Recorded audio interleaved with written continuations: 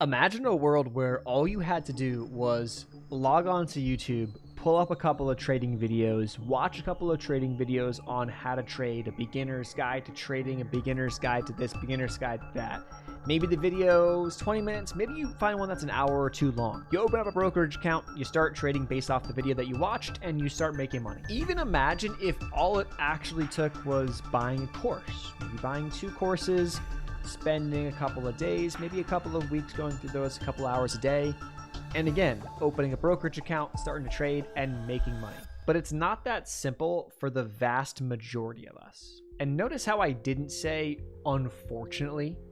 I didn't say unfortunately it's not that simple. Because, well, it's not unfortunate that for the vast majority, trading is hard and most are not going to make it. That actually needs to be the case in order for the markets to operate the way that they do, day to day, week to week, and month to month. But what I think is even more interesting is how the trading education industry is set up and how it continues to confirm a lot of the studies that we've talked about in previous videos and seen.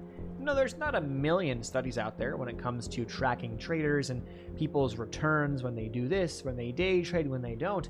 But it's pretty much well known that the majority of people who try to day trade for a living or try to actively trade are going to lose more money than they're going to make in the long run until they eventually give up or quit. But you would think with more education, publicly and privately available, people would be getting better and the stats would be improving over time, yet they seem to be staying the same.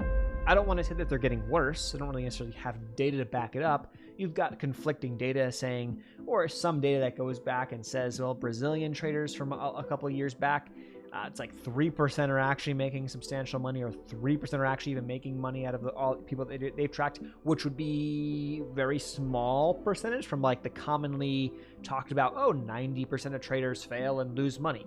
But either way, you would think the numbers would be better, not where they are, given that there's more information, more education out there. So why isn't this the case? In my opinion, there are 2 main reasons that I want to get into. But first, I do want to thank the sponsor of today's video, Ironbeam. Welcome to Ironbeam, the future of futures trading.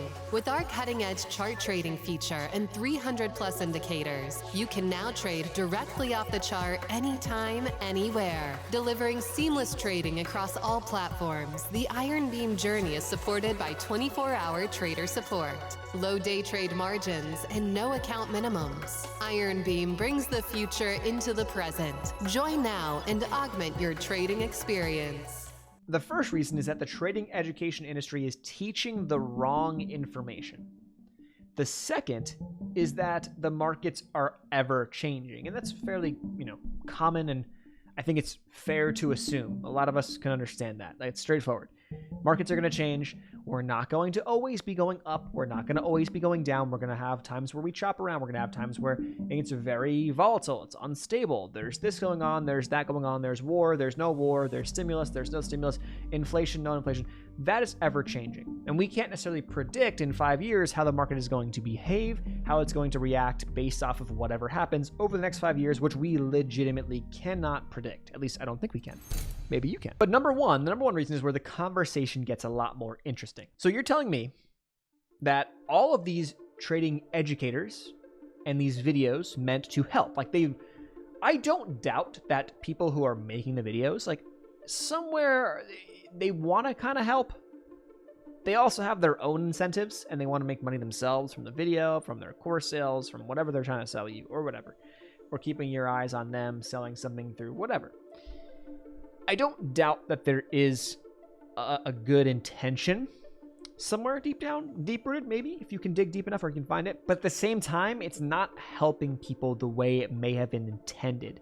At least the vast majority of what the trading education space pushes out and we see.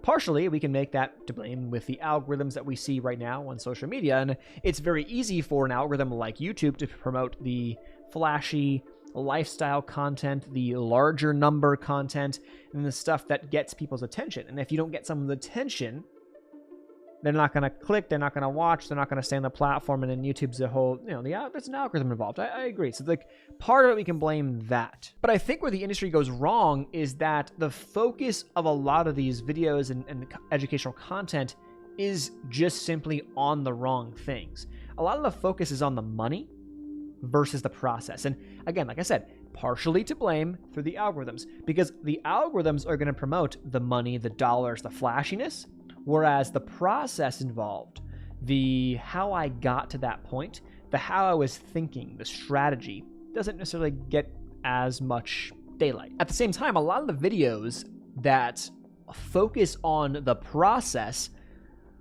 are not necessarily focusing on the right process. And when I say that, I mean, you'll see a video and you think, okay, well, maybe I should stop watching the videos where someone says how I made $100,000 trading blah, blah, blah.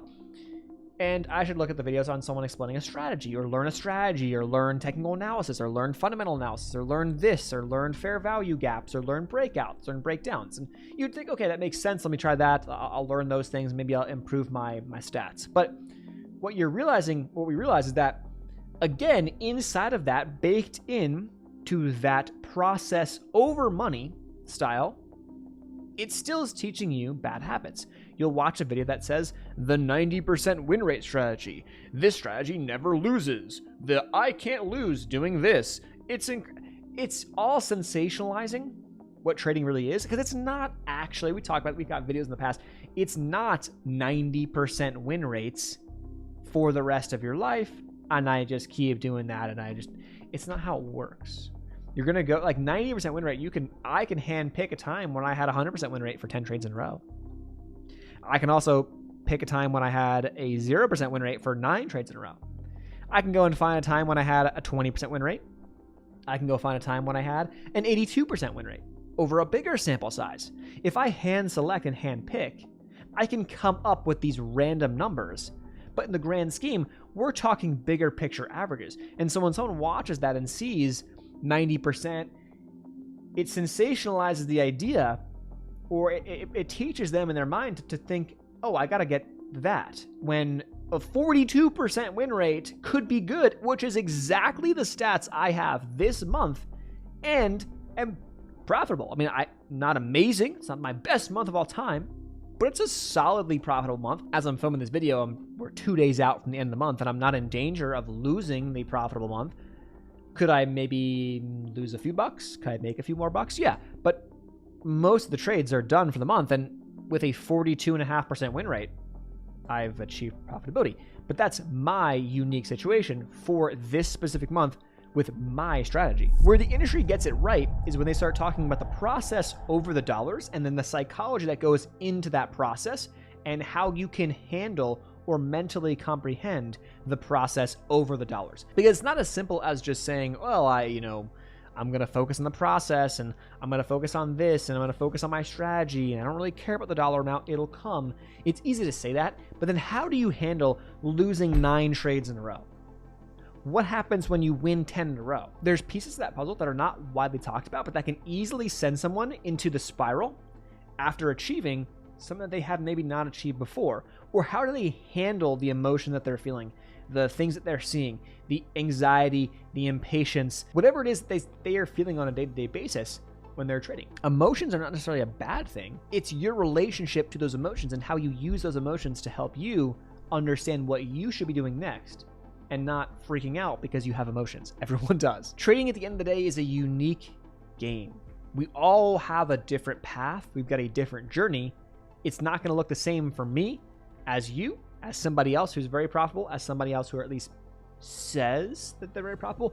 And does that even matter in the grand scheme? I don't think it matters as much as people think. Like, yes, obviously you would like to learn from someone who is kind of walking the walk to a sense, to a degree, but it's almost irrelevant. It's more of a, here's what I'm telling you, try it out, see how it works. If it works for you, awesome, that was helpful. That's what it's all about. It's meant for you to kind of go out there, get a nugget, and then bring that nugget back, clean it up, see if it fits in to your system, and roll with it. And if not, toss it, look for another one. As simple as that. I think a lot of what we see turns people into sheep who feel like they need to follow the herd versus try to think a little bit more for themselves. And I think that just the way that the education space has become, more of that will benefit you than less of it. I hope that was helpful. I'll leave those links and resources down below. Sponsor today's video, and I'll see you guys in the next one. Peace.